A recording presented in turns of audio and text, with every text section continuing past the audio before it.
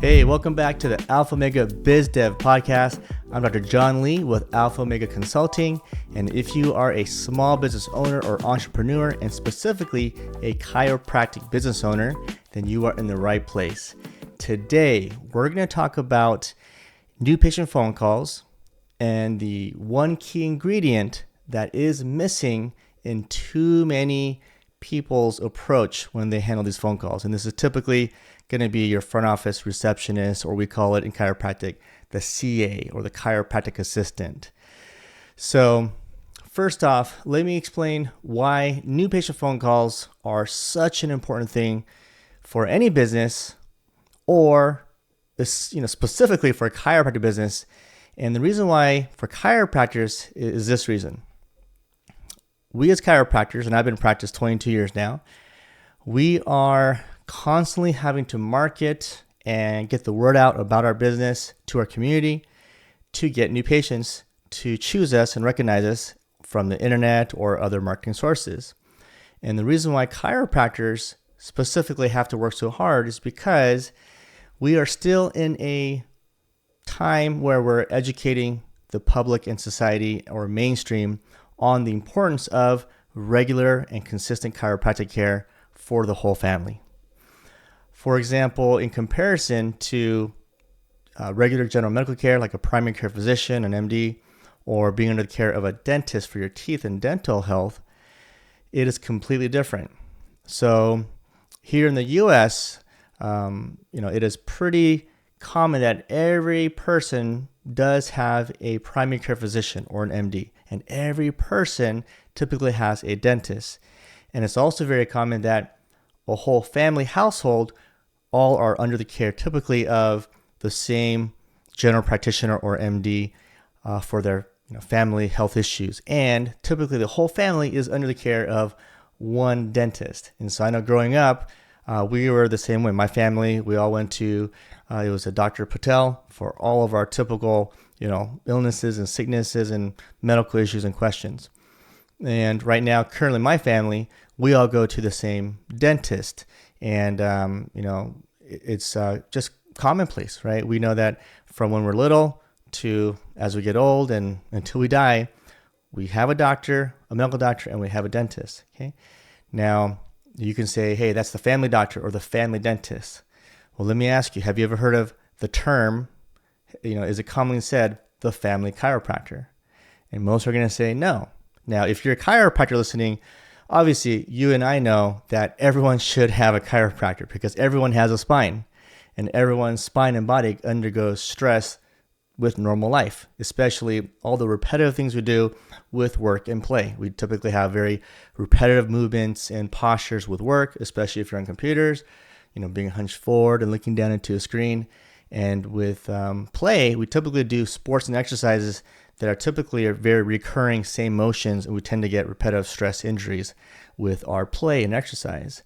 So in my experience, in my 20 plus years of being a chiropractor, it's pretty inevitable that most human beings at some point develop some problems somewhere along their spine, because your spine goes from, top of the neck all the way down to your lower back.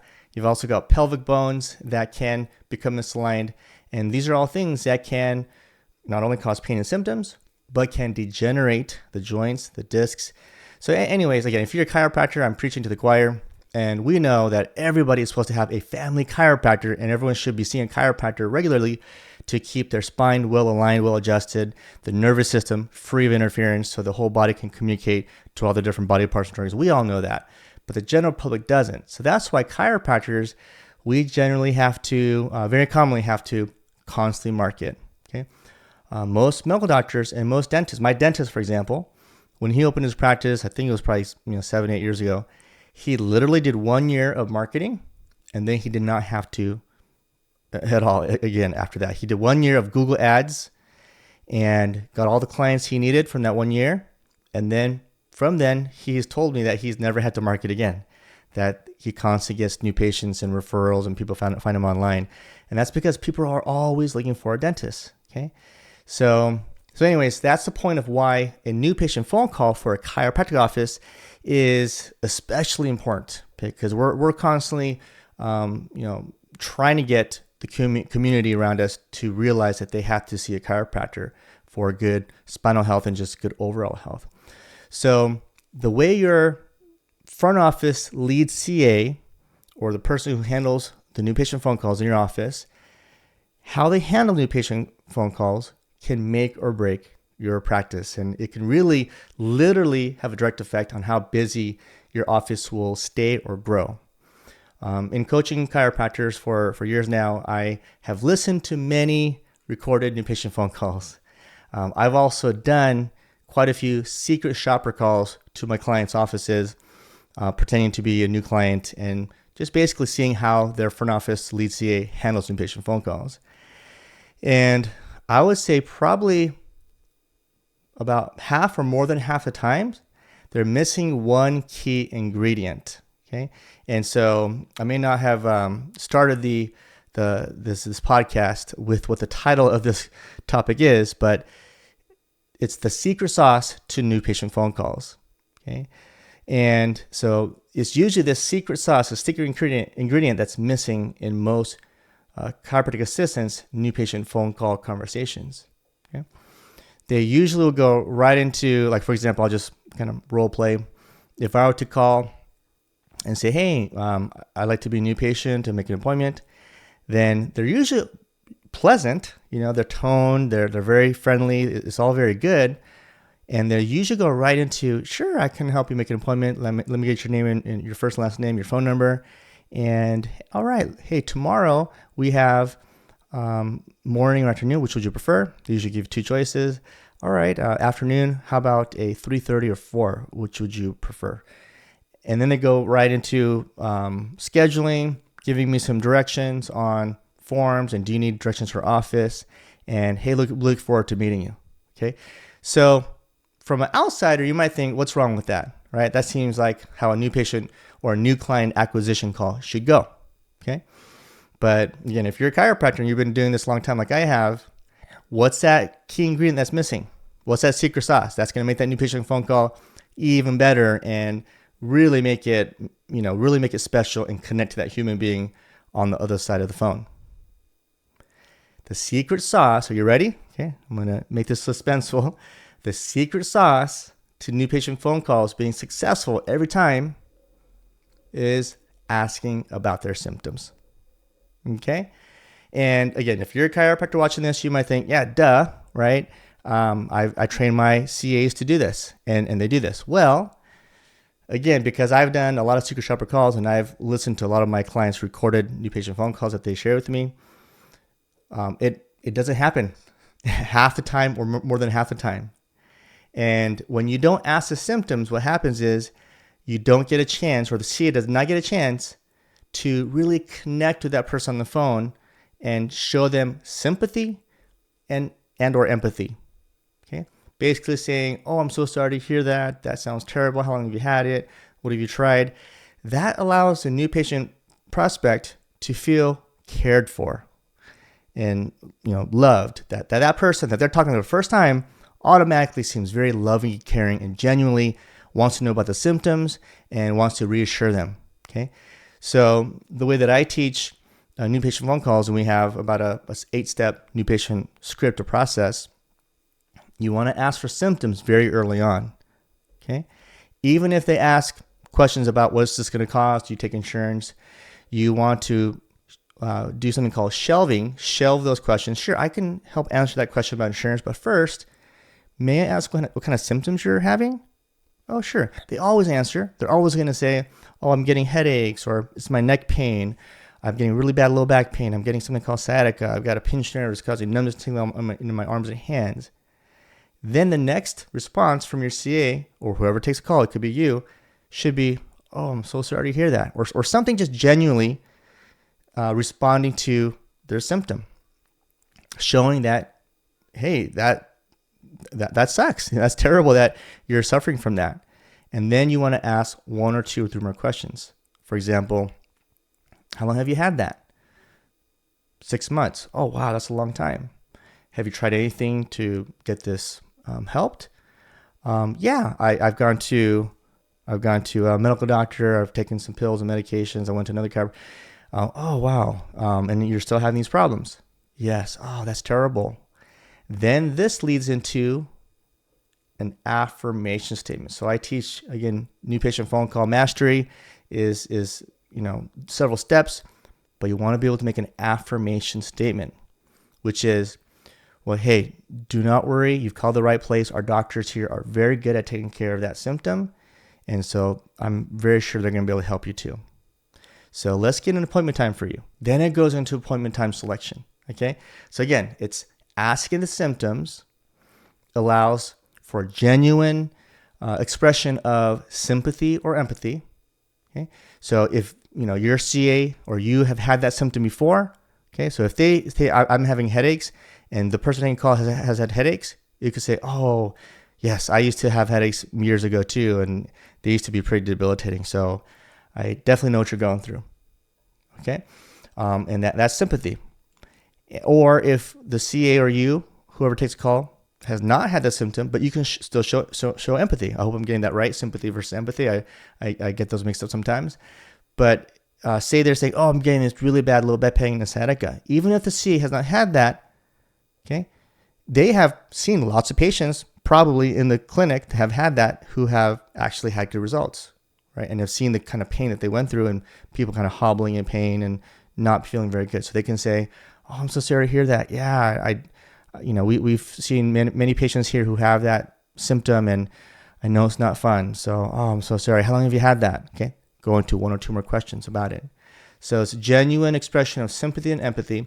Then that naturally leads to an easy affirmation statement, basically saying you've called the right place, or our doctor is really good at treating that. Our doctor is really experienced at handling that.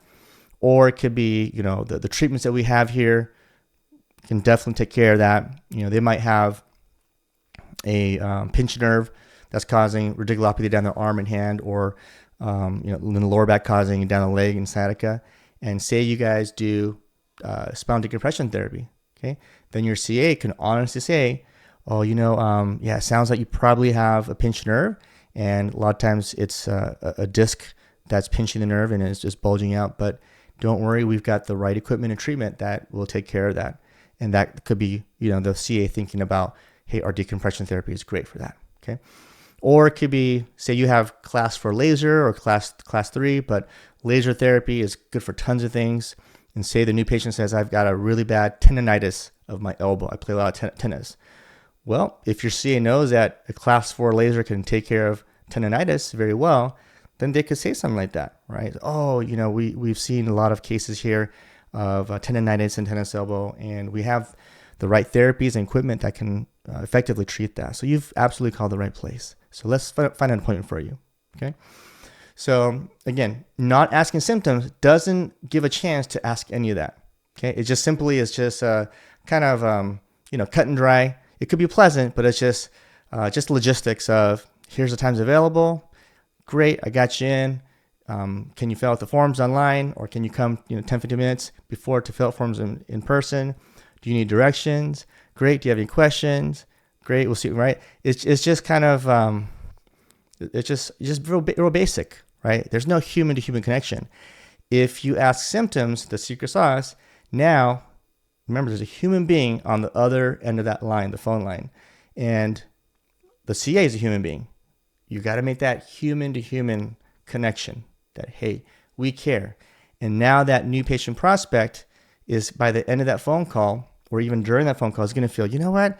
Wow, this person is really genuine and already is showing me warmth and love and caring. And if the office staff exhibits that kind of quality and characteristic, I imagine the doctor and the treating staff there are going to be just the same, right? So it's a reflection, right, of the whole office, but it starts with the new patient phone call.